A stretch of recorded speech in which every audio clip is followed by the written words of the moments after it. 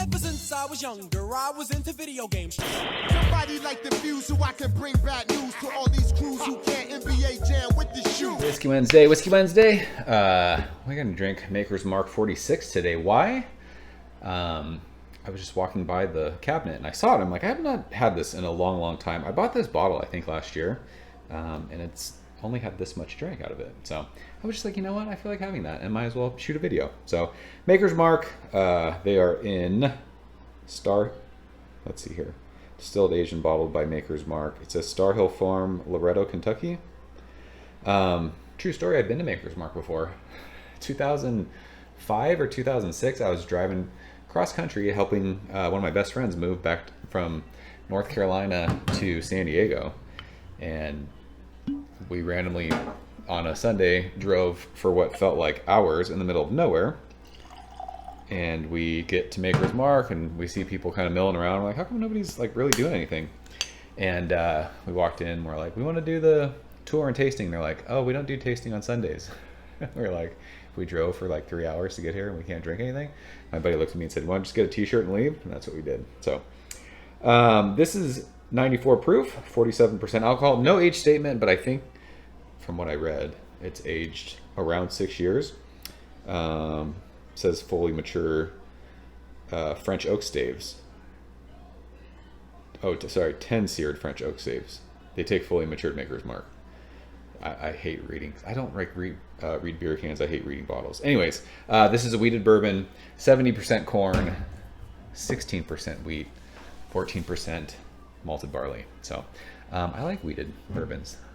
They're really, really nice, in my opinion. And I like this. I just have not had it in a long time, so I wanted to revisit it. This is super oaky, and it's very, I'd say like a mixture of vanilla and like red fruits. Ton and ton of oak though. When they say like seared, I mean it's, I don't know if it's like quite charred, but it is really oaky. Maybe like a little bit of cinnamon too. But lots of vanilla, red fruit, and just a ton of wood.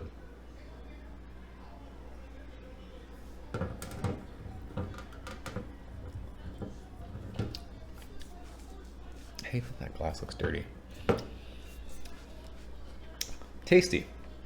It is really, really good.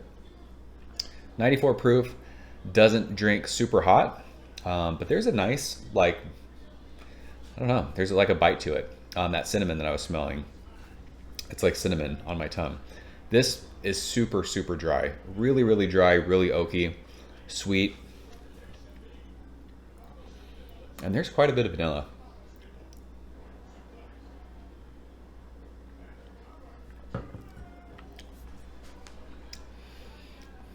Smooth, easy drinking, even though, you know, I had said that there was like that cinnamon kind of thing that sits on your tongue after you swallow. But it's not like offensive or aggressive. It's not, you know, super hot.